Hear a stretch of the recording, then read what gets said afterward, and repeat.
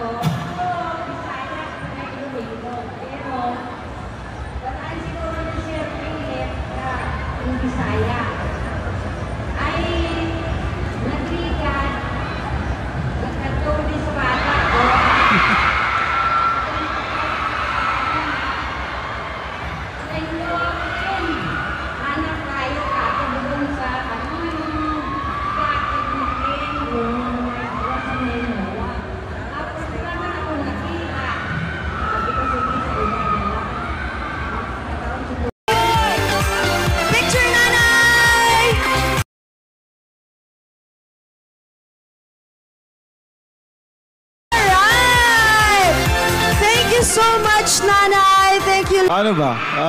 Hindi ko pa kasi na-experience but siguro, stay true. Kumbaga, sa partner mo, kumbaga, pakita mo na kung ano ka, di ba?